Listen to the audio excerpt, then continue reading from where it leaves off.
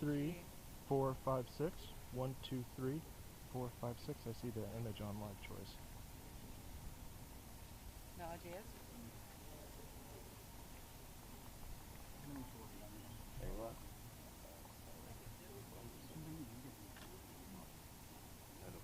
1, 2, 3, 4, 5, 6.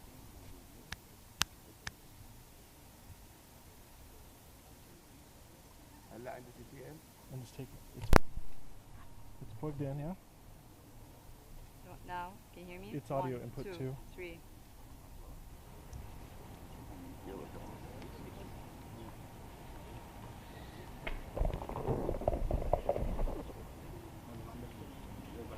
Do you have plus? What about now? Plus 48.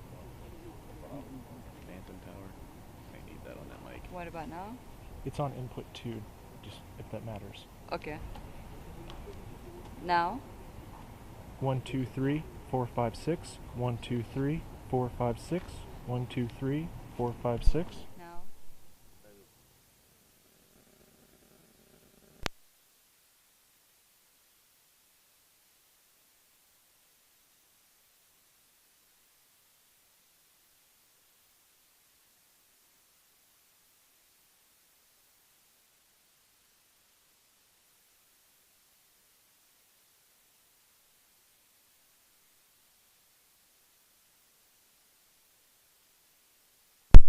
Power.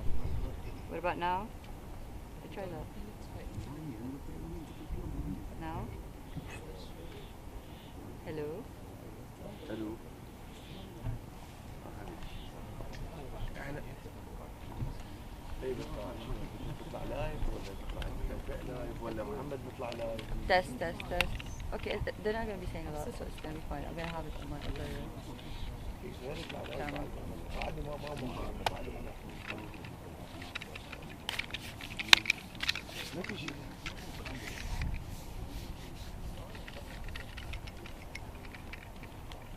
ايوه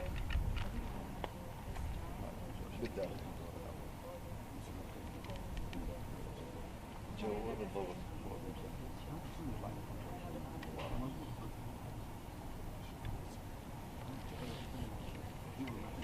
يا انت يعني نسوي برا ما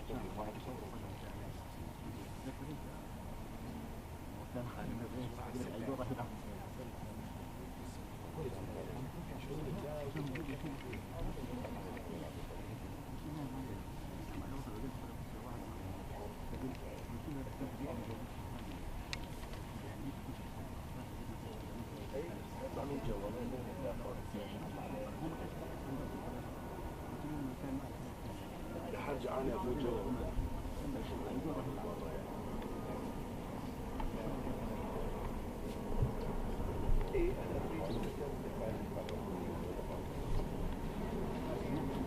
1, 2, 3.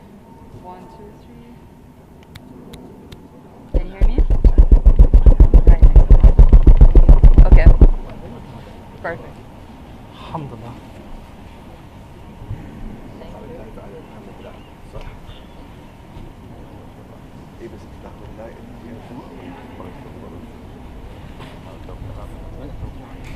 Yeah, Lujan. Sorry. How would I say that? Take a photo of me would be Tasawwur? Tasawwur?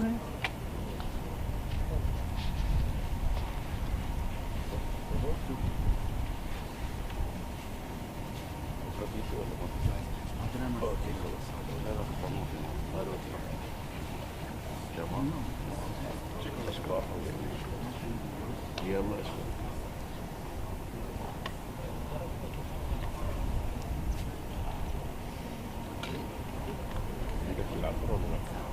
Huh?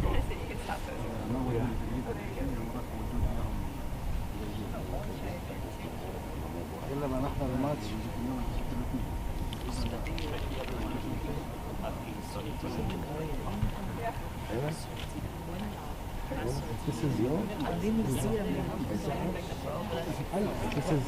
This is F9, so the focus is pretty good. I don't need to worry a lot about the focus. It's F9, right? Focus is there, right? I know the other one will go red. I'll just have to eyeball it. كمان رح تكون حلوة الماتشات اللي تبعت تونس أي استاديوم؟ Can you move the focus, please? Move the focus? Okay. ايوه Oh, I see zebra. If I get zebra, I'm focused, right? And this is for the red. بعدين ندخل جوا ننتظر انتهاء المؤتمر الصحفي بعدين ناخذ احمد. Just in the world. Sorry. Sorry. لا انا لا انا راح اخلص التوقيع وادخل جوا ومحمد الاحمد راح يطلع على الكاميرا تبعي اللي عندي فيها. لازم. لا أنا شامل. سامعني؟ الو سامعني؟ لا راح تنبس بالاستاديوم.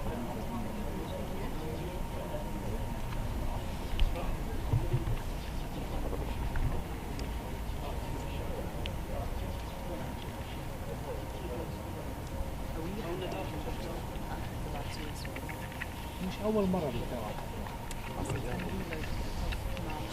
مش من ناحية الحماس بتجنن. هي بتكتب وحيد اشتريتها من بيتها. والله.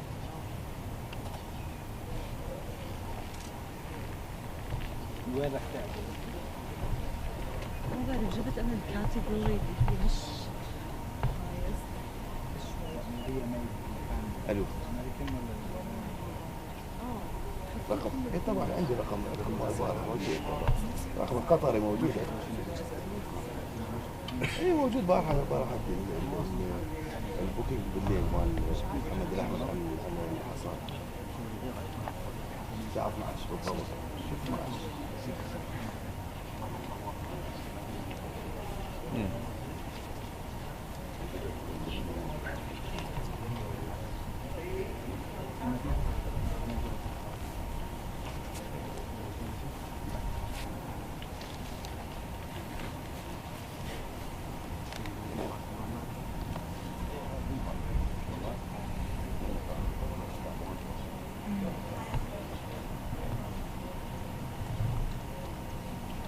لحظة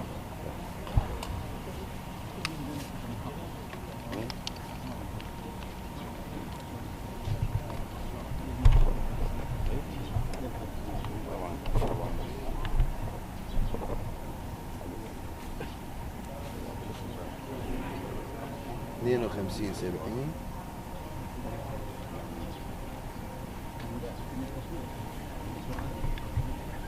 65 41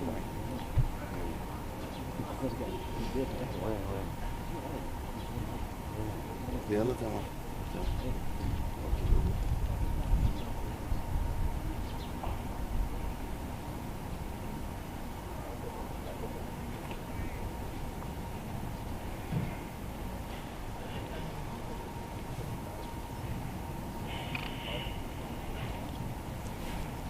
ايوه لا حبيبي ولا يهمك. حبيبي اوكي شكرا والله مطول Back in shade. أيوة. Okay.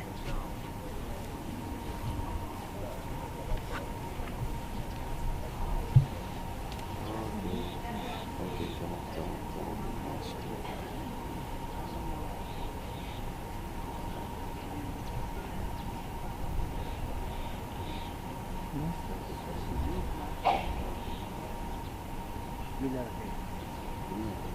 هي ولا؟ فينا خلي هي حلت.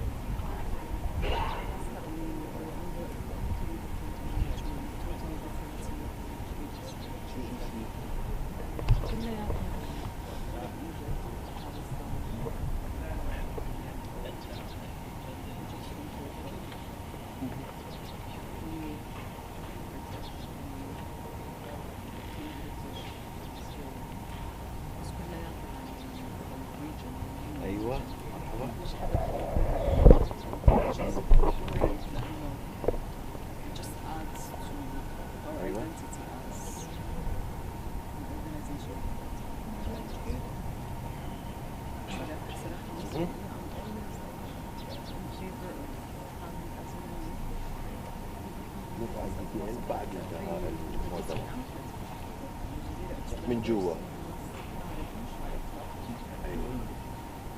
Yeah, بس majority بتشوف رسومهم على الجو.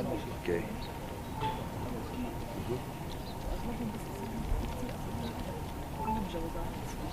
لا لا لا اي بس لازم تقول لي يعني بس لازم تقول لي يعني تحكم عليه او لا. يعني بس يعطاش عنه بس يعطاش عنه شيء. والله ما عرفتك كيف صحتك؟ ايه انتم يلا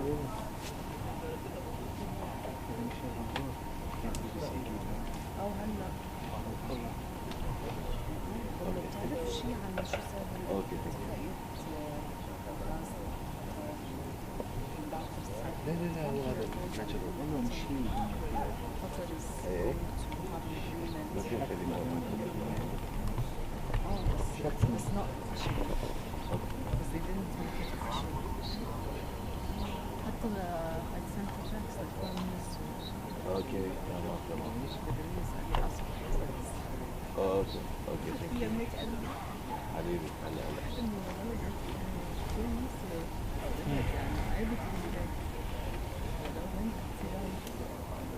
لأن هو ما بيعرف يروحون على الحل الأول. لا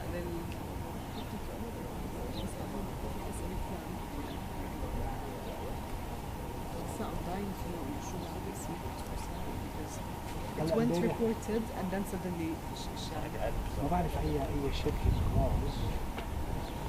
They said in the end of 2023 reactor capacity. Total Energies ما Total is a partner. توتال غير مني هذا صحيح انه مش عارفين بعد ايش في بقلبه الا at the end of 2023. Based on that they'll make the agreement عشان يعني ما بعرف شو قصته. أول مرة نحن عنا ما عندي فكرة بهيدا شو بصير بهيدا الأجريمنت بس شغلة جديدة. ما بعرف المهم كيف. really mediate. إيه بس ما قلت لك I don't know. Well, I don't know. It depends. They said they were going to move us to the center of the staircase after they come in. So it depends on what they want to do. Yeah, I'm live. I'm live.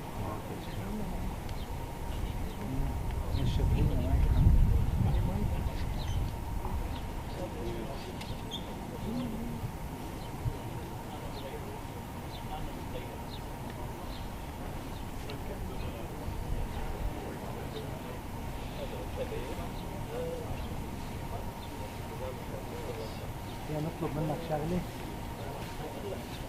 الأعلام كمان يكون قاعد على الطرف حتى ما يسكروا على الوجوه عشان طرف الطاولة لأنه اللي بيوقف شوي على الطرف رح يسكر الوجه. لا مش عم بحكي على اللقاء أنا عم بحكي عن الصورة بس.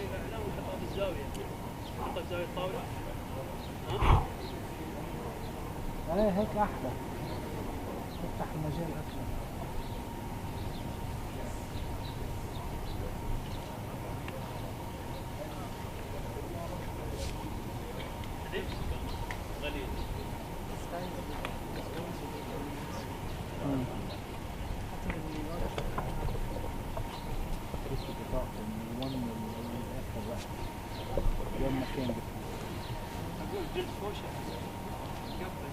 مش عم بفهم ليش العالم بتفتح هون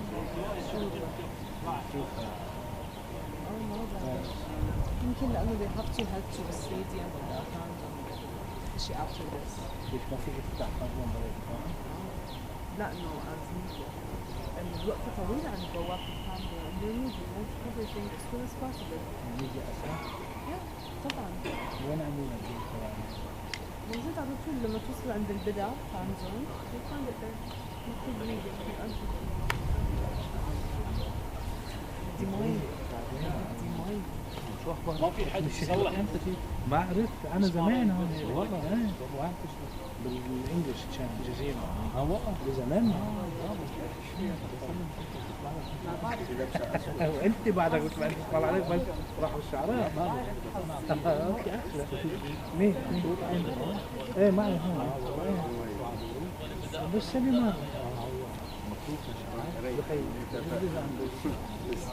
اللي خلى لك من بيروت نفس الشيء خلاني لك انت لك زمان. انا من 98 في 94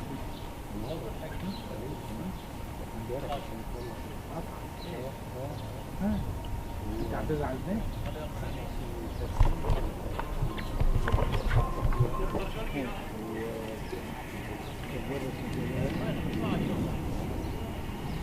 انا كنت كبير عم بتصبح عندي توم بنات كمان عندي جدا توم عمره من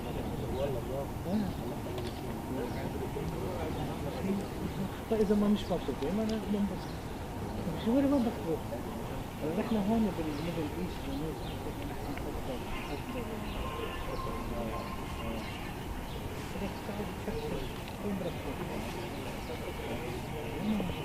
انت غير انت بالنسبه لك يمكن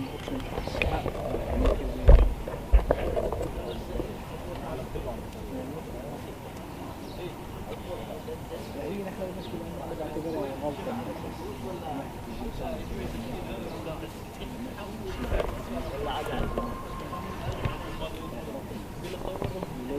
Eugene, I'm down to like low battery on this. بدي بقى ابعتهم لاولادي بس ما مين بلشت ترجع تطلع نفترض كلنا صار الفاينانشال كمان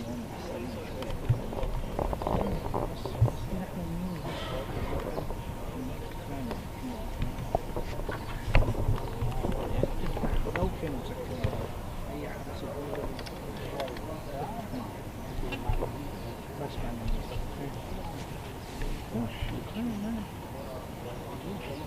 وانا كمان والله العظيم انا كمان جاي معهم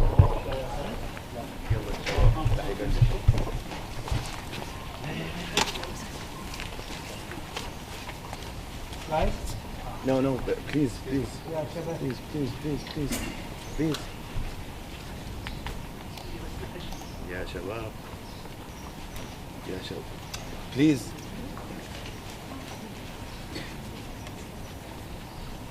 بس تسمح ما تسكر علينا الله يخليك.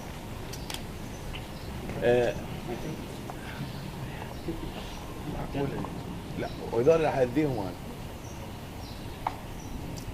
يا شباب الو شباب الو.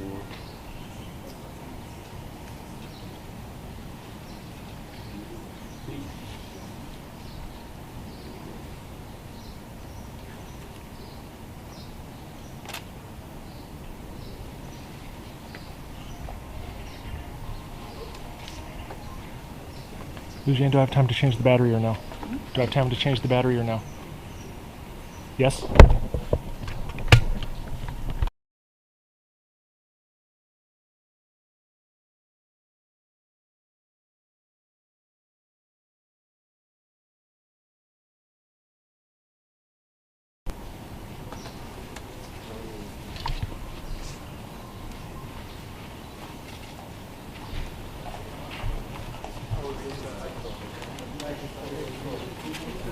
That's true.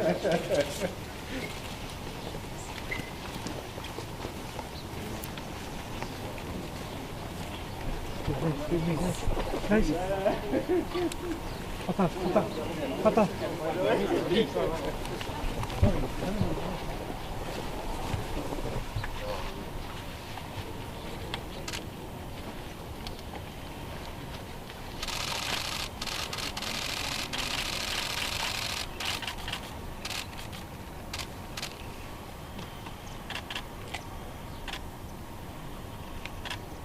Can you push up your stick distance?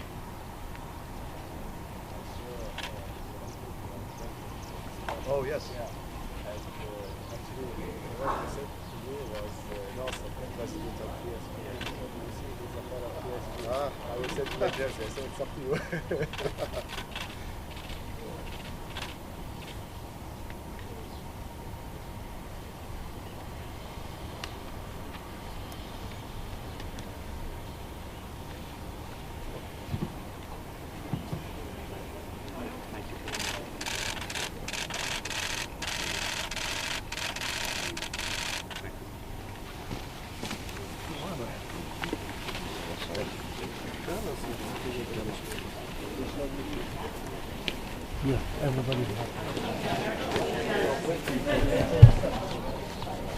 Thank you.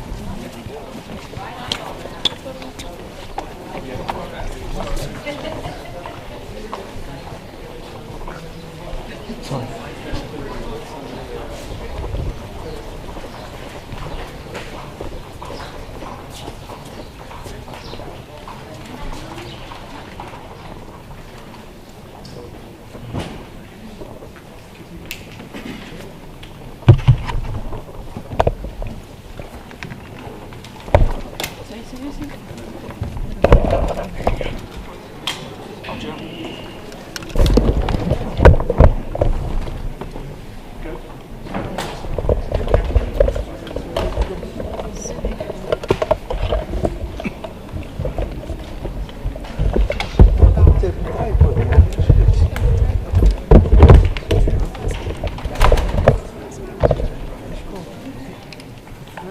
انا شايف حتى كاميرا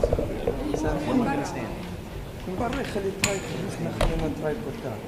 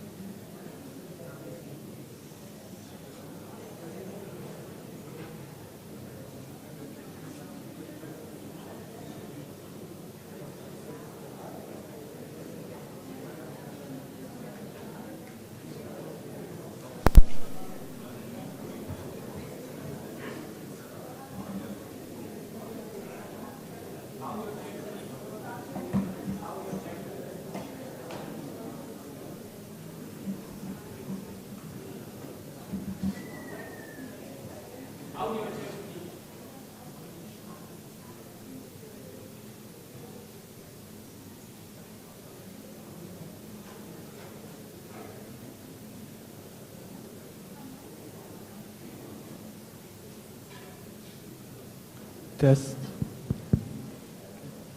1, 2, 3.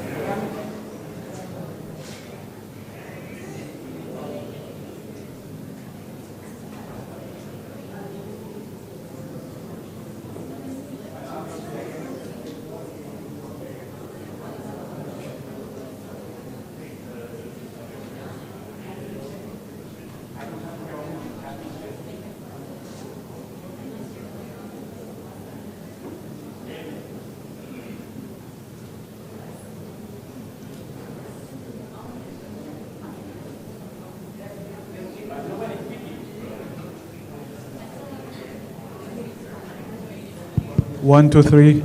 Test. Test. 1, 2, 3. Test.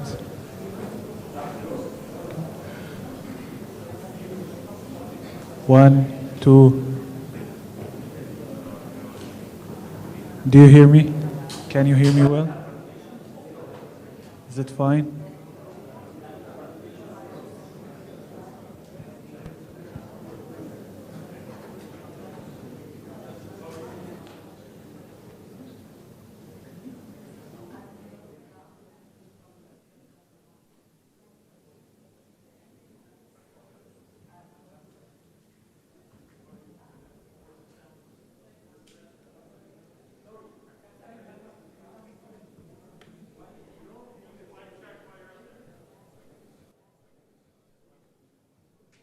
Mic check. Mic check. Checking. Testing 1, 2, 3.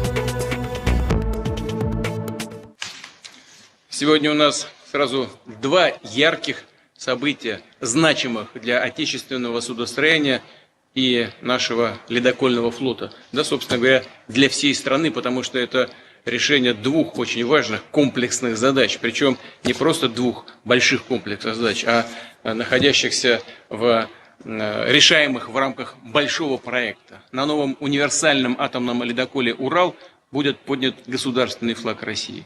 Еще один мощный современный атомный ледокол «Якутия» готов к спуску на воду со стапелей Балтийского завода в Санкт-Петербурге.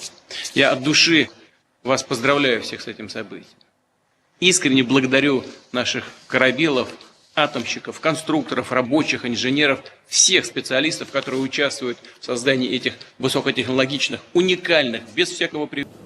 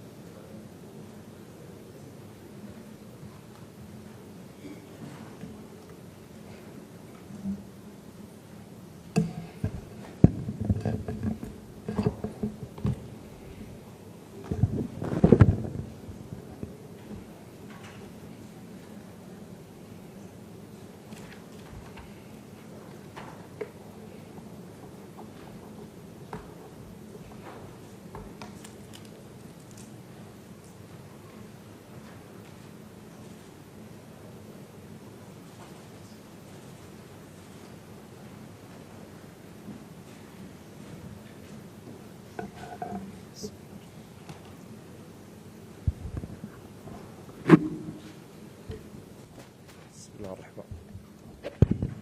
الله الرحمن الرحيم. السلام عليكم ورحمة الله. في البداية أود الترحيب بصديقي وزميلي معالي الوزير توني بلينكن الذي زارنا يوم أمس، أولا للمشاركة في تشجيع منتخب الولايات المتحدة، ونهنئكم على هذا الأداء المبهر يوم أمس، ونتمنى لكم إن شاء الله حظا أوفر في المباريات القادمة، ونتطلع إلى تكون هذه البطولة في قطر عام 22 هي محطة لتجمع الشعوب ولتلاقي الثقافات ولتلاقي كافة الحضارات والاستمتاع بما توفره الأجواء هنا في الدوحة، وتجربة ضيافة الشعب القطري والمقيمين على أرض قطر. طبعا كانت لنا فرصة اليوم لإقامة الجولة الخامسة من الحوار الاستراتيجي القطري الأمريكي، والذي نعتبره منصة هامة في تعزيز العلاقات الثنائية بين بلدينا التي تتمتع بأسس قوية وصلبة وشراكة متعددة الأوجه، وتعتبر من أهم الشراكات الاستراتيجية لدولة قطر. طبعا الشراكة تمتد من الشراكة السياسية وفي مجال الدفاع والأمن وفي المجالات الاقتصادية والتنموية. كان اليوم لدينا فرصة لمناقشة قضايا متعددة، سواء كان على ما يخص القضايا الإقليمية وأيضا التحديات التي يواجهها العالم اليوم.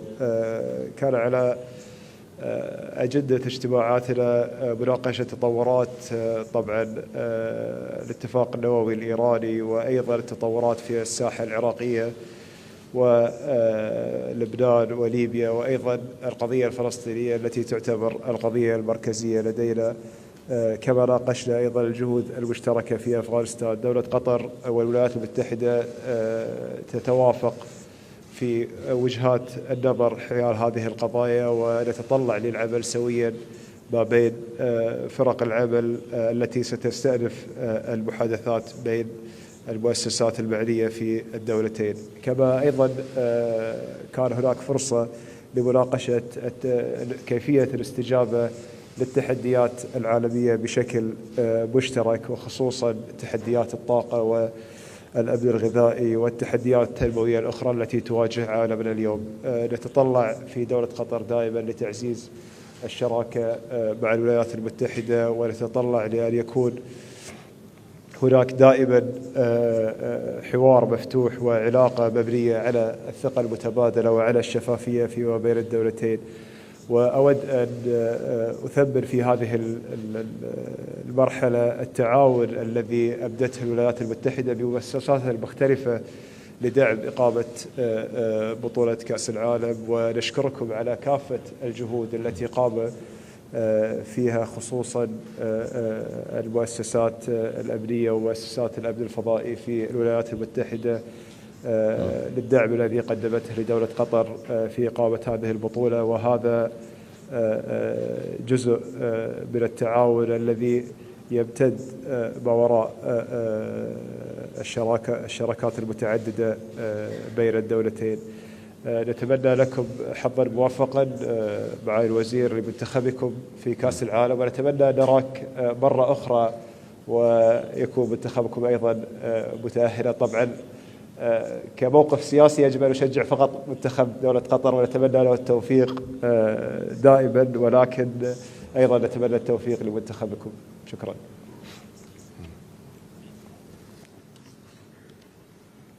Well, good afternoon, everyone. And Mr. Minister Mohammed, thank you. Thank you for your wonderful hospitality. Thank you for the very good and detailed conversations that we just had as part of the Fifth Strategic Dialogue. I have to say that having proudly hosted the opening of the fourth U.S.-Qatar Strategic Dialogue in Washington last year, I can objectively concede that our hosts have outdone us when it comes to entertainment surrounding the dialogue. It was absolutely thrilling to watch Team USA play last night. Thrilling as an American, thrilling as a soccer fan or football fan. And our team played with so much heart and made our country proud. And we're anxious to see the rest of the tournament and the games that follow.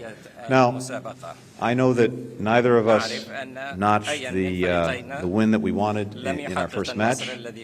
I'm reminded of the wisdom of a great American philosopher, basketball coach, Greg Popovich, who once said, and I quote, "The measure of who we are is how we react to something that doesn't go our way," which is true for diplomacy as well as in sports. So we meet at what is a high point of the 5-decade-long diplomatic relationship between our countries on every issue that matters to our nations. Our collaboration, I think it's fair to say, is deeper, and our people are the better off for it. The security ties between us have never been stronger. Qatar hosts our largest military base in the region, which is an anchor for regional security and regional stability. In March, President Biden designated Qatar as a major non-NATO ally. Several months later, we began delivering F-15 aircraft to the Qatar Emirati Air Force, raising its defense capabilities, making our militaries more interoperable. We're partnering in the region and beyond to enhance stability, to reduce tensions, to end conflicts. Qatar has provided vital economic assistance to the Palestinian people. It's helped pay the salaries of security forces in Lebanon. It's brokered peace between Chad's transitional government and opposition groups. And Qatar consistently works to mend regional rifts, which is essential to addressing the common challenges that we face.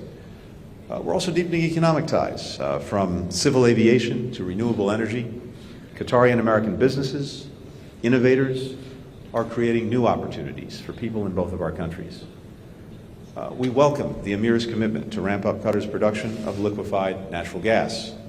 That will bolster global energy security. It will help people around the world who are struggling to keep up with rising costs. And we recognize Qatar's efforts to curb emissions, like joining the Global Methane Pledge, and its investments in technologies to foster a clean energy transition in the years ahead. Where conflicts and deep instability persist, we are working to help people who are suffering as a result. When the Taliban forcibly took power in Afghanistan, Qatar played an indispensable role in helping the United States relocate tens of thousands of at-risk Afghans, aid workers, diplomats, and others. More Afghans came through Doha than any other place in the world. The work continues as Qatar continues to provide a transit point for Afghans who are on their way to starting new lives in the United States. We're profoundly grateful for the role that Qatar and Mohammed, you in particular, your team, have played in helping secure the release of U.S. citizen Mark Frericks after more than 2.5 years of captivity in Afghanistan. The strategic dialogue that we launched today will build on this robust cooperation in all of these areas, but also many others, including cultural and educational cooperation, counterterrorism, visa and consular issues, labor issues, human trafficking, all of which we've worked on in the run-up to this historic sporting event. We congratulate Qatar on hosting the first World Cup in the Middle East. The Emir's statement that all are welcome here for the World Cup is an important message for an event that brings together people from all walks of life, nations, faiths, sexual orientations, races, and other forms of diversity. Now it's important to make that inclusivity a reality.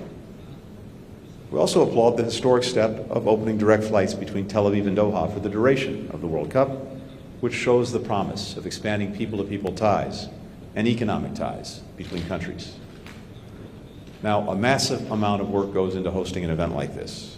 We know that without workers, including many migrant workers, this World Cup simply would not have been possible. Qatar's made meaningful strides in recent years to improve its labor laws, to expand worker rights. The United States has been and will continue to be a consistent partner in those efforts. Of course, real work remains on these issues, and the United States will continue to work with Qatar on strengthening labor rights and human rights more broadly, long after the World Cup is over. Today, we signed a letter of intent to expand our cooperation on promoting accessibility, combating human trafficking, improving labor practices. These efforts align with President Biden's commitment to make human rights a pillar of our foreign policy and core to our values and our interests. Before last night's game, I had a chance to watch some young players, teenagers from the United States, from Qatar, from Canada and Mexico, doing drills on a pitch. As a lifelong soccer fan, and it's charitable to say a mediocre player, it reminded me of one of the very best things about this sport. No matter where you go, every corner of the world, and this has been my experience the last 2 years, you find people who love the game. They love to play it, they love to watch it, they love to argue about it, they love rooting and supporting a team with all of the joy and occasional heartbreak that brings. And in a world where we're so often on a daily basis reminded of what makes us different, what divides us, soccer is a powerful unifying force, a language, a common language that pretty much the entire world speaks. So I wish all of the countries represented here a successful tournament, and go Team USA. Thank you. شكرا أصحاب السعادة. بعد إذنكم ننتقل إلى أسئلة الصحفيين ونبدأ مع الزميلة أمينة مبارك.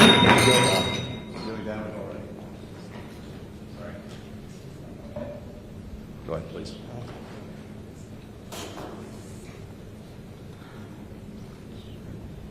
السلام عليكم ورحمة الله. أمينة عبدة من تلفزيون قطر. سؤال موجه لسعادة الوزير الأمريكي. سعادة الوزير، يعني مع الأخذ بعين الاعتبار التنافسات والصراعات على المستوى الدولي من بينها الحرب الروسية الأوكرانية وأيضا إثارة مسألة التواجد الاستراتيجي الأمريكي في منطقة الشرق الأوسط، كيف يمكن أن يؤثر ذلك على الشراكة القطرية الأمريكية في المرحلة المقبلة؟ شكرا. Well, thank you. I think what you're seeing evidenced here today throughout all of the strategic dialogues that we've done, the new one that we're launching, is that we have a partnership that is both bilateral, it's regional, and increasingly it's global. And we've seen that just in recent months and recent years in a whole variety of places. The cooperation that I mentioned on Afghanistan, for which the United States is genuinely grateful. Of course, the long-time hosting of U.S. forces here in Qatar, the status that Qatar has as a major non-NATO ally that President Biden designated just a few months ago. The work that Qatar is doing, and doing in some cases in cooperation with us, to mend regional rifts. The work that Qatar is doing to support the Palestinian people, which is vital and important. The principled stand that Qatar has taken on Ukraine, and of course, helping to provide for the world's energy needs. In these and so many other areas, we're working ever more closely together, and Qatar is having a very, very significant impact. There's something else that we talked about today that I think is very important, and that is the work that we're doing, and that I hope that we coordinate even more together on providing support and humanitarian assistance to people who need it. This is something that Qatar has been a leader in, and the needs around the world are great. We see this in terms of food insecurity, where we're working together. We see it in terms of energy, of course, global health. One of the efforts that we're going to be taking through the strategic dialogue is having a working group together to better coordinate and focus our joint efforts on providing this kind of assistance to countries that are in need. It is usually important that even as we're dealing every day with the consequences of Russia's aggression against Ukraine, and we have to do that, not only for the sake of the people of Ukraine, but because Russia's committed a terrible aggression as well against the very principles of the United Nations Charter that are vital in trying to keep peace and security and stability around the world. Even as we're doing that, we're also determined to address the many challenges that people around the world face, some of which have been exacerbated by the Russian aggression. But in all of these efforts, our countries are working closely together, and that cooperation is deepening. شكرا سعادة الوزير. الزميلة سارة رشيد من قناة الجزيرة.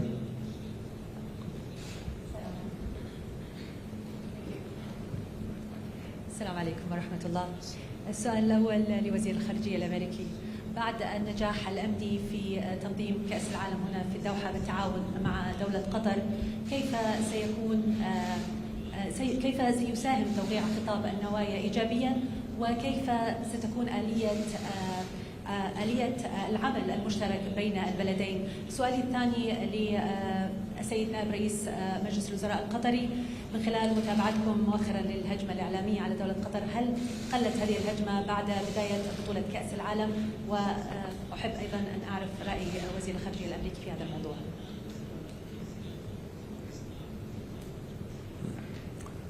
Thank you. I think what's most important to highlight is this. Our countries have been working closely together, collaborating, dealing with, as I said, both issues between us, regional issues, global issues, well before the World Cup. We continue that collaboration during the World Cup. We're going to pursue it after the World Cup is over, and in fact the baton is passed to the United States, Mexico, and Canada for 2026. And the strategic dialogue is at the heart of that. That's why it was so important for us to launch the latest round, which we did today. But in launching the strategic dialogue, that starts a whole process where we have working groups between our countries that, in a whole variety of areas that we've agreed, will pursue deeper collaboration, deeper cooperation. That's the work of the coming months. That's what we started today. طبعا اختي الفاضلة كنت تسألين عن موضوع الهجمة الإعلامية. أولا يعني أحب أن أنوه بأن دولة قطر عندما نالت شرف استضافة كأس العالم كانت حازمة أمرها على أن يكون هناك عمل متعدد المجالات للوصول إلى هذا التنظيم الذي الحمد لله يعني أبهر العالم جميعا. من المؤكد أن هناك كان يعني الإصلاحات التي قامت فيها دولة قطر، هناك بعض الوسائل التي لم تأخذ هذا الشيء بعين الاعتبار، ويعني للأسف أتت بحكم مسبق بدون على الأقل يعني حتى زيارة دولة قطر والحديث مع المسؤولين فيها. ورغم أن دولة قطر كانت دائما تفتح أبوابها للجميع وتتحاور مع الجميع منذ بدأت هذه الهجمات. طبعا لا نستطيع تغيير آراء من هم يريدون فقط النيل من سمعة قطر لأهداف أو أخرى قد لا تتعلق هذه الأهداف بدولة قطر، ولكن الحمد لله أعتقد أن السواد الأعظم من الناس وخصوصا من جمهور كرة القدم عندما أتى إلى الدوحة تفاجأ بهذه الإعدادات الناجحة. ودولة قطر والشعب القطري شعب دائما مرحب ومضياف ومرحب بالجميع، ونرى الآن الفرحة في عيون الناس لاستضافة مثل هذا الحدث، ونرى فرحة الجمهور وفرحة مشاركتهم ومتعتهم لتجربة شيء جديد لم يتم تجربته مسبقا. يعني بطولة كأس العالم كانت في السنوات السابقة دائما تقام في دول غربية أو في دول أيضا متطورة جدا، ولكن أول مرة تقام في دولة في الشرق الأوسط ودولة صغيرة استطاعت حمل هذه المسؤولية وصولا إلى هذا الهدف. طبعا بالنسبة لمسألة الإصلاحات التي حدثت في السنوات الأخيرة، الكثير قد يعتقد أن كأس العالم هو السبب الرئيسي لهذه الإصلاحات، ولكن نحن نرى أن كأس العالم هو فقط محفز لهذا الشيء ومسرع للعملية، بينما هناك رؤية أعلى قيادة، يعني رؤية سمو الأمير حفظه الله، هي رؤية تحول لدولة قطر ومواكبة للمتغيرات التي تحدث في العالم حولنا، وهذه عملية مستمرة وغير منقطعة ولا ترتبط بحدث معين أو بمرحلة معينة، وإنما هي رحلة تستكمل. نحن نتطلع أيضا بمشاركة خبراتنا في تحضير هذه البطولة مع الولايات المتحدة والمكسيك وكندا في البطولة القادمة التي نتمنى لهم كل التوفيق والنجاح في استضافتها. ورسالتي للجميع، لوسائل الإعلام، للرأي العام بشكل عام، بأن دولة قطر ترحب بالجميع. دولة قطر أبوابها مفتوحة. دعونا يعني نركز على كرة القدم وعلى الجماهير وعلى ما يحدث في أرض الملعب، واستمتعوا بكافة التحضيرات التي قامت بها دولة قطر. ومن أراد أن يطلق أحكام مسبقة فقط لتحقيق أهداف أخرى سيكون لذلك فقط أثر مؤقت، ولكن في النهاية الحقيقة التي على الأرض هي التي تتحدث عن نفسها.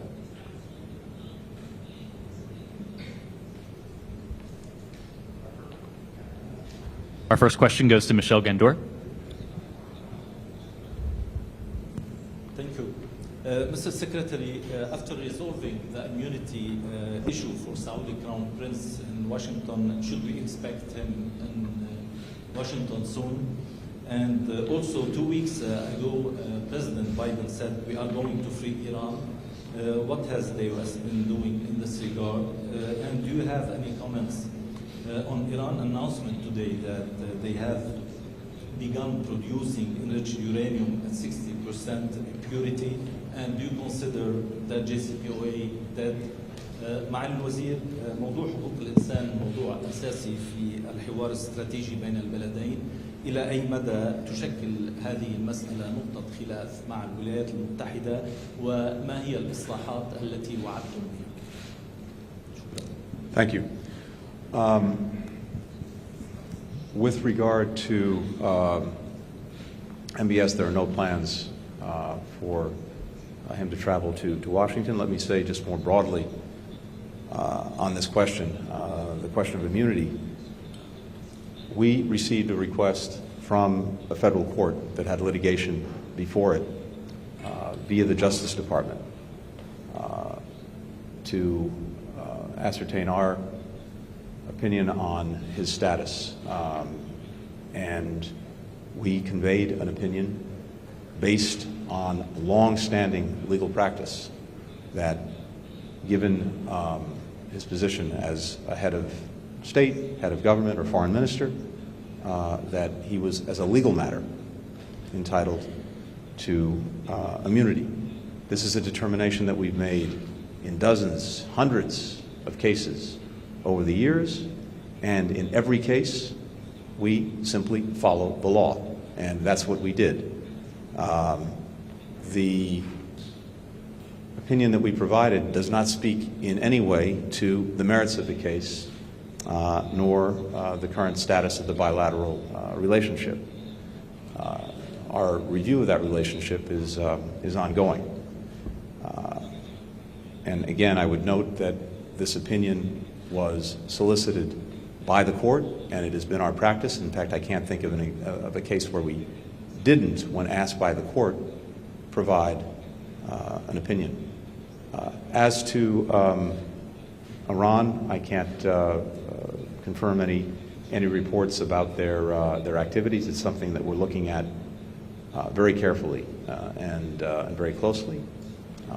And what we've seen, and we've spoken of many, many times before, is that while we continue to believe that the best way to resolve the challenges posed by Iran's nuclear program are through diplomacy, Iran, for a variety of reasons, has chosen to insert extraneous issues into the effort to revive the JCPOA. And of course, meanwhile, the world is rightly focused on what's happening inside of Iran.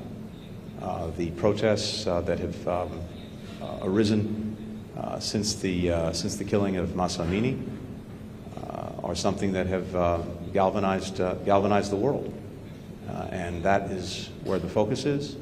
and of course at the same time, the steps that Iran has taken to provide weapons, to provide drones to Russia to aid in its aggression against Ukraine are of deep concern and something that we're very focused on. We are taking steps across the board to push back against both the actions that Iran is taking to repress its own people in terms of sanctioning those who are responsible and also helping companies make sure that the Iranians have the technology that they need to continue to communicate with one another and to be connected to the outside world.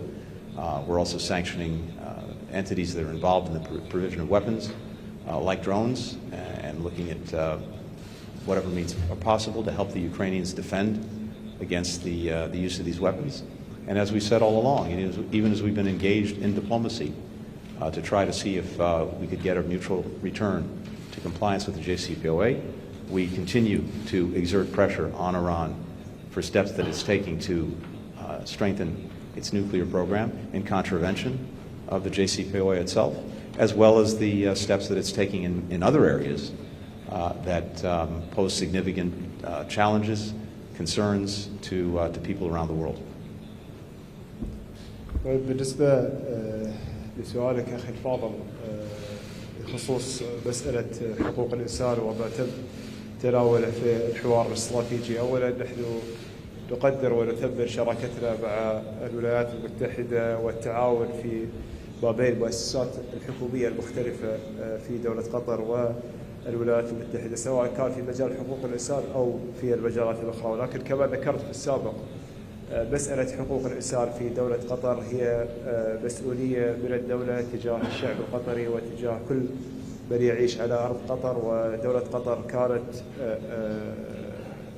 قيادتنا يعني حاسمة في هذا الموضوع، وهذه الإصلاحات التي تم تبنيها هي لخدمة هذا الهدف. طبعا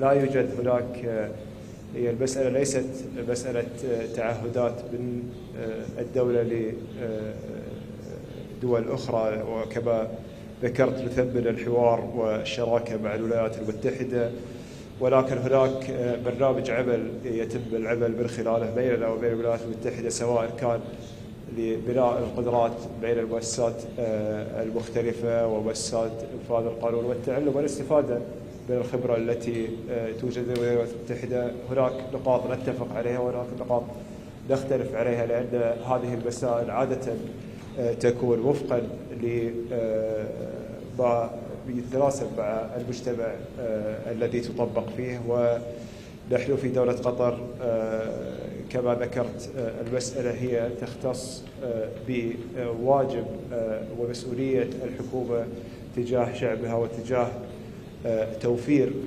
البيئة التي تحمي حقوق كل من يعيش على هذه الأرض. Our final question goes to John Hudson of the Washington Post.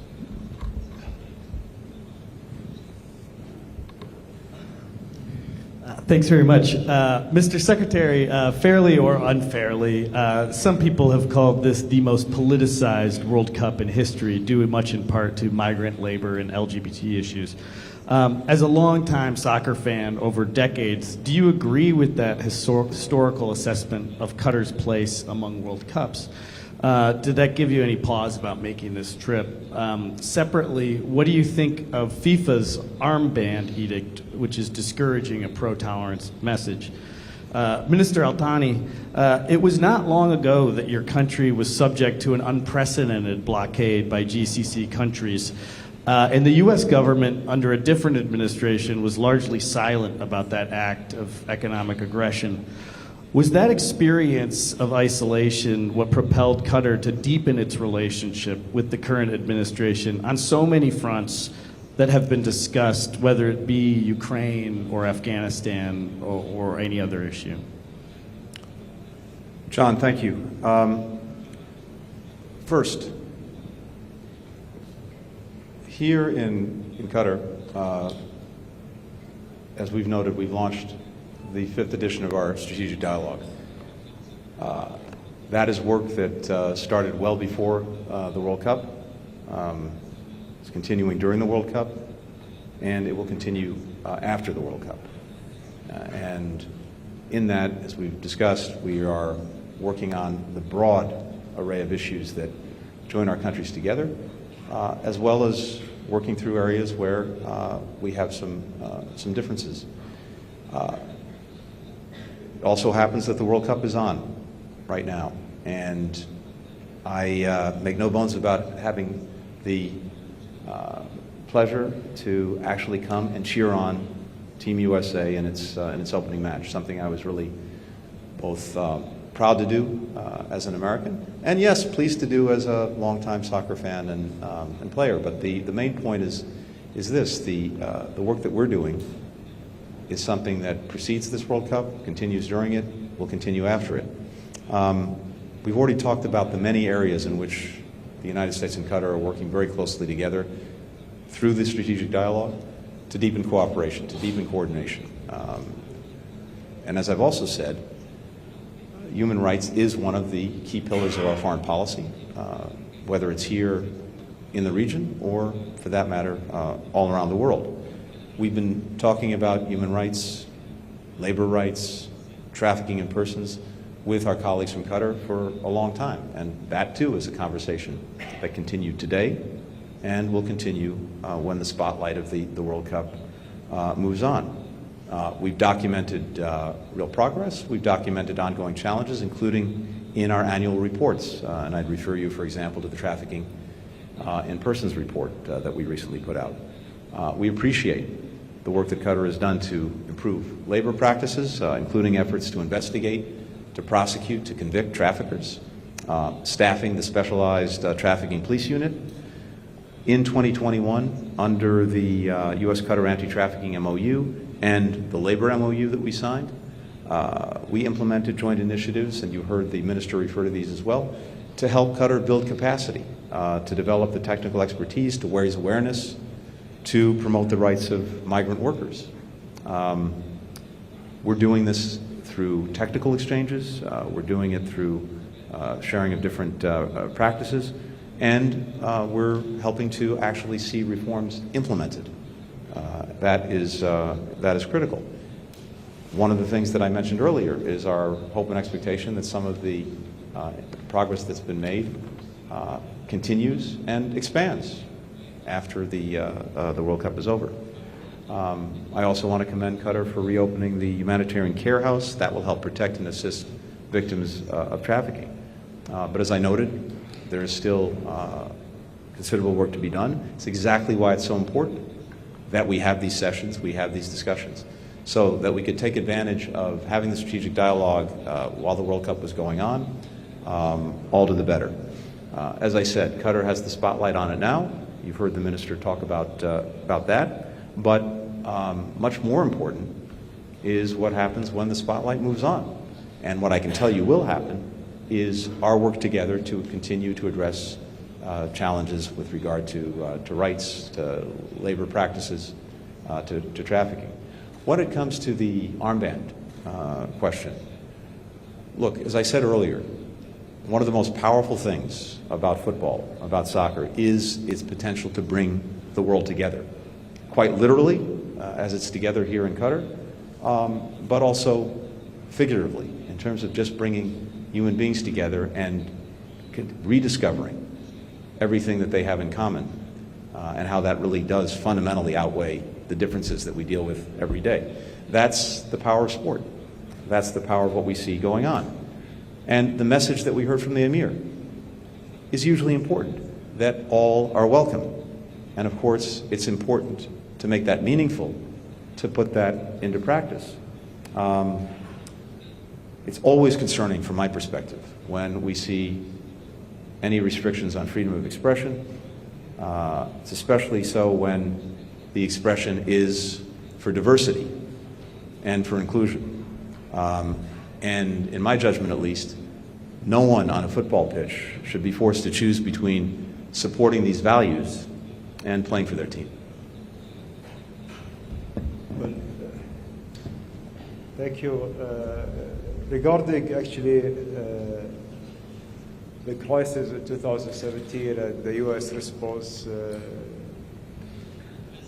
Well, I think that there is some confusion here because of some levels of response to what happened in 2017. And we believe that the institutional relationship between the two countries has been always the most important safeguard for this relationship. And even during the crisis and the time when we had probably some cloud in the understanding between the two countries, the institution has been always serving as a facilitator of dialogue between the two governments, making sure that everyone at all the levels, they have the right information about the cooperation and the partnership between our two countries. We've been determined about this relationship, not this year, not last year, not 10 years ago, but 50 years ago. This relationship has been progressing in a positive direction. Sometimes we have probably disagreement on maybe certain issues. We talk, we engage in dialogue, we work together in bringing our differences closer and work on the common areas. And this has been demonstrated in a lot of initiatives. As the Secretary mentioned, Al-Udeid Air Base has been the center to fight terrorism. And this base didn't start with President Biden administration or with the previous administration. This started 20 years ago. And this relationship has been nothing but only growing. Our political position has been always on different issues, on different causes, very much principled on the international law and the UN Charter. And anything, any country, any cases violating these principles, Qatar will definitely stand out and be vocal. And this is what we share with the US, a shared vision, a responsibility together to make the world a better place with a lot of other partners. And I believe that the work that we've been doing in the past a couple of years, it has been significant, recognized by both countries, that both of us, our partnership, are vital for our countries. It's vital for the US to have a partner like Qatar in this region. It's vital for us globally to have a partner like the US. And I've been saying this repeatedly, Qatar-US partnership is actually the most important international relationship that Qatar has on the international scene beyond our region. So this is something that we are committed to pursue together with my colleague Tony, and to continue pursuing this with also the future administration, whoever will come after me or after me. Thank you. شكرا أصحاب السعادة، وبذلك نختتم هذا المؤتمر الصحفي. شكرا لكم على المشاركة.